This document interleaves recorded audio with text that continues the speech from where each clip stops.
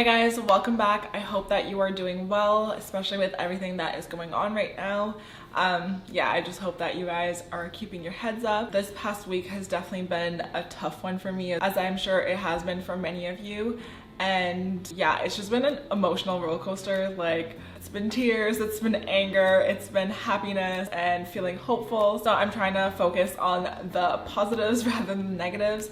But yeah, so I thought I would do this video today because I'm happy that people are following and diversifying their feeds, and I'm happy that I'm a person that if you're new here, you've chosen to do that with, and I'm happy to be part of that change for you.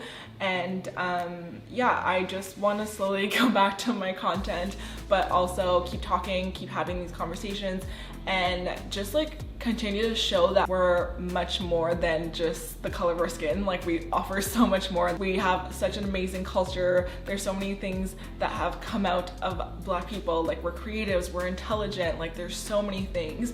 So yeah, I just want to be part of spreading that message that we are more than Black and there's so many amazing things about us. I just want to share about me, like that goes further than my Blackness, but also celebrate my Blackness because it's something I'm really proud of. So that's what we're gonna do today. I have some questions on my phone, so we're gonna go through them, and yeah. All right, so let's get into the first question of this tag, which is, how do you identify? Which I don't even know exactly what they mean. Like, do they mean, do you identify Black or like half or mixed, or I don't know. But anyways, I'm just gonna answer for what I think it means, and I'm 100% Black. Both my parents are Black, Haitians, and so am I. So I'm 100% Black. I think when I was growing up, a lot of people thought I was mixed when I first moved to Canada, which, like, I get that I'm lighter skinned, but I'm really not even that light. Like, my younger sister is so much lighter than me. So yeah, I don't know why the confusion, but anyways, I am 100% Black. Question 2 is, what is your favorite thing about being a Black girl? Oh my God. That's actually impossible to answer. That's not possible. Like, there's so many things. I think there's just this indescribable thing that you feel being Black. Like, there's this like proudness that you feel. Oh my God, I don't know how to describe it, but I just overall feel really proud. I think there's the sense of like, we've been through so much as Black individuals, and you just have this unexplainable, unspoken like, yes, I am Black and I'm here and I'm doing it, like I'm killing it. I don't know. Yeah, I don't know, but it also says i.e. hair, skin, culture. So like literally all the above. I think a Black girl's hair is so amazing, and it's so unfortunate that it's been talked about so poorly and seen so negatively, because our hair is amazing. First of all, have you ever seen such variety in any other people's hair? Like, no, our hair is, you can't expect it even. There's so much variety, it's amazing, and you can do so much with it. Love that I can straighten my hair, I can curl my hair and it looks like that, I can wear my hair naturally. We do braids that, like, you know, stay in place, and like there's so many styles. And yeah, it's just the variety when it comes to hair is unmatched, and I love that. Skin, are you kidding? I don't burn in the sun. My skin loves the sun. By the middle of the summer, when I've spent a lot of time outside, my skin is literally glowing. There's nothing like it.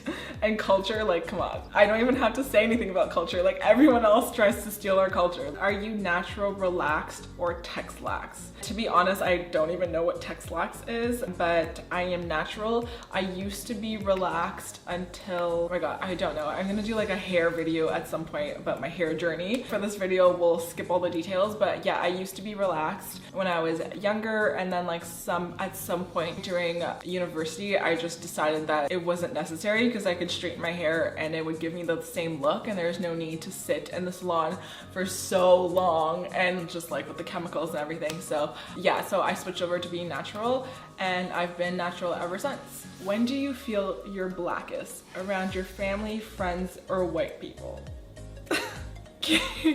I feel like that's a really weird question, because I always feel Black. I'm always Black. Like, I don't know. I think, oh my God, that's so weird to answer. Yeah, no, I don't know. I always feel Black. I think sometimes I'm more aware of my Blackness as a negative thing when maybe like I'm traveling. I know last year, or was it the year before, I was traveling to LA by myself, and obviously like racial tensions are always kind of high in the States, so traveling alone as a Black woman. Like, I don't know, I was a little bit more conscious than I have been in the past. So yeah, maybe like traveling. When did you big chop, or were you natural all your life? So like I said, I haven't been natural all my life, but I didn't do the big chop. Once I stopped relaxing my hair, I just decided to take care of my hair. I definitely avoided doing it. Like, I could have had at least a big trim, and even that I avoided. So yeah, never had the big chop. Were you always confident in wearing your natural hair? Definitely not. I think when I was younger, living in Haiti, I never thought twice about it. I didn't do my own hair. I was really young, so you know, my mom would do my hair, or whoever would do my hair, and it was just braided, or yeah, it was mostly braided.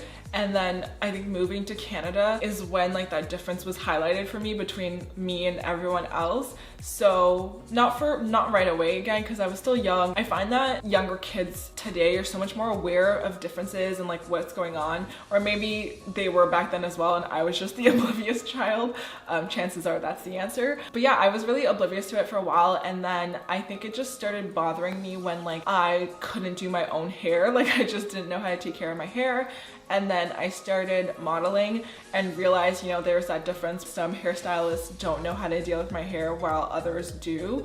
And I just decided that it was probably easier for them and me, who didn't know how to take care of my own hair, to relax my hair. So that's when I got my hair relaxed. What was the question? I don't even know now. Yeah, confident. So yeah, I wasn't confident about just my skills really of taking care of my hair and how to wear it out curly. And then I spent so long having my hair relaxed or straightened that my confidence with my curly hair is just like not there, because I haven't practiced. Like, I don't really still know like the best products or the best ways to do my hair and all that. I've definitely started to do that. You guys have seen me wear my natural hair in a couple of videos, or my natural texture. Like, this is still my natural hair, but you know what I mean. But yeah, I'm still working on it, and especially after everything that's gone on, like, it's a point that I'm making to be more proud and just like embrace every part of me that makes me Black, especially my hair. One has to go collard greens, cornbread, yams, or baked mac and cheese. Okay, baked mac and cheese is never leaving the chat, ever. Collard greens I like. Cornbread and yams, it's like a toss-up. I do like cornbread, but sometimes I don't like how sweet it is. Like, I'm not a huge fan of sweet and salty so much, but I think I would say the yams have to go for now. Box braids or twist. I'd probably say box braids. I've never had twists, so I don't know how I'd feel about them. I've actually been saying for the last little while that I want to get braids done. I don't know why it is, like, even before this whole situation happened, I've just been wanting braids. Yeah, we're gonna do that at some point. It's been so long since I've had any kind of braids really done. This one, would you or have you ever dated a white person? Yes, I have. I'm currently dating one. And just to give you some insight, I have no problem with interracial relationships, clearly. The only thing is that obviously it can be really difficult to have certain conversations. For me, it's really important that he goes out into the world not saying some dumb-ish, and that we have these conversations. Oh, okay, the next one says, how do you feel about interracial couples? So yeah, I'm obviously all good with it. I'm in one, and yeah, just like I said, the difficulty with it sometimes is just, you know, cultures are different. We were raised very differently. So, you know, little issues can come about because of that, but it's just communication like everything else in the relationship, and just maybe a little bit more patience when it comes to that, for both people to just understand the different points of view and just get on the same page to carry on. Have you ever been without a satin scarf or bonnet before bed? What did you do? That's a really funny question. I definitely have. I honestly was late on the game when it comes to sleeping with a satin scarf or bonnet. Like, I don't know what I was doing. Clearly, I told you guys, half the time I don't know what I'm doing with my natural hair, so I was late on that. Now I sleep with one. I don't always, like, sometimes I can't find it. Or, I don't know, I just can't be bothered. So yeah, sometimes I don't, and it's not the end of the world for me. What Black celebrity do people say you look like? Oh, I don't know. I think people when I was younger used to say Beyonce, but that's really just people trying to gas me up. Like, I don't think I look like her at all. I definitely take it as a huge compliment, but no.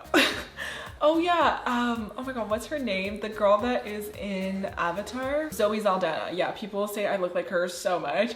And people have twisted that and tried to make that a negative, being like, oh, you look like an avatar. Like, no, I look like Zoe. Thank you so much.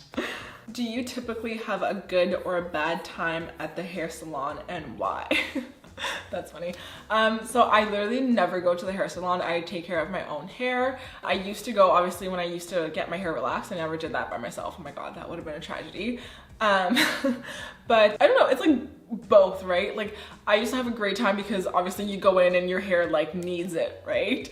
And you're super happy to come out with fresh hair. Freshly relaxed hair just hits different. Like, I remember being so happy all throughout high school, like going to get my hair done and being like, oh yes, I love my hair, like, after. But I also hated it because it just always took forever. You're always waiting around, and it used to just take a whole day, and like by the time you left the salon you were like tired and hungry and just like upset that you were there for so long. So yeah, just a bit of both. How many combs or brushes have you broken while doing your hair? That is an yeah, that is an amazing question. That is such a black girl thing. I don't know, I haven't counted, but definitely a couple. I know for sure, so when I dry my hair, I use a dryer that has a brush attachment. My sister and I combined have broken so many. Like, my mom has had to order so many for us, like back in the day. Yeah, we've definitely broken so many of those. Brushes or combs, I honestly don't remember, but yeah, it's happened. I think as black women, a lot of us very vivid memories of like sitting on the floor and like between our mom's legs like this and just this going on, and you're just like, okay. I think that's definitely a key childhood memory that we just all share and can bond over. How deep is it for you to let someone see you in your headscarf? That's funny. Not that deep. I feel like now it's pretty common knowledge that that is a part of being a black woman, especially with YouTube. There's a lot of girls that focus on hair content and that show the whole process, like setting their hair with their scarves, or like they're doing their makeup and their hair is put away in their bonnet. So I don't know, it's not that deep. I think when I first started doing like sleepovers with my boyfriend, like I said, he's white, so it was maybe a little uncomfortable, but I don't know, I've always been very open. Like, you're dating a black girl, you gotta take everything. Me being in the shower for 3 hours doing my hair, me not being able to go out because like I'm just not ready, my hair, all of that. So yeah, anyways, it's really not that deep. Do they have your foundation shade at your local drugstore? I think so. I think now that it's this far, like we're in 2020, the drugstore has definitely stepped it up. So there's just more shades in general. And anyways, before, I think, you know, I have that like light skin privilege. So I think I would have been able to find my shade back then anyways. So yeah, they definitely do now. Do you ever hear the phrase, is that your real hair? If so, when? When do I not? When do I not? Oh man, I think especially earlier on, I found that like when I was younger, people would ask me all the time, and this is not coming just from non-black people. I had so many black girls. Like one time, oh my god, story time. There's this new girl in our high school, and you know, I think the normal narrative for new girls, for her to be like shy and quiet and more reserved. She was the exact opposite, which was overwhelming for me because I was really shy back then. And I remember like I was meeting her for the first time, and no joke, she was like, oh my god, is that your real hair? Like, whoa, no way, no, you're lying. And she just like went and shoved both hands like up my head like this. Again, like I was very shy back then, and that was a little bit traumatizing for me. And I mean, even if you're not shy, like a complete stranger just like going all in there trying to feel for tracks or like extensions and stuff, I was like, oh my god. So yeah, it's been asked a lot. I think I get asked a little less now. When the social climate of the world is like this, people are definitely more hesitant to say anything. I think now I see a lot of like squinting and like looking, trying to figure it out for themselves, which is even funnier because I can clock it right away. Has anyone non-black touched your hair? What was your reaction?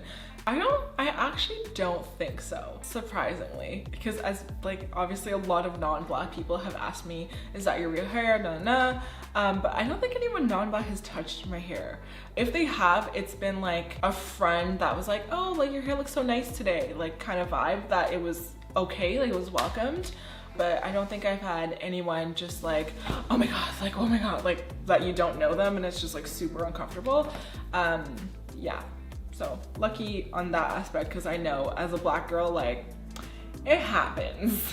Did you go to a predominantly white or black school? How has that shaped you? Wow, I actually was really fortunate. I went to a very diverse school, like super multicultural school, and that was my experience like all throughout, like starting even from in Haiti, like we had some white kids there, and then I came here and I went to 2 very multicultural schools. So I was really fortunate, because I know a lot of us end up in just like strictly white schools, and it's just difficult. But yeah, I was really fortunate. There was Arabs, blacks, whites, like Asians, everything. So yeah, it was a really great experience. I think that's how it should be for everyone, really. It just makes it easier to accept people and to see everyone's point of view, get to experience different cultures.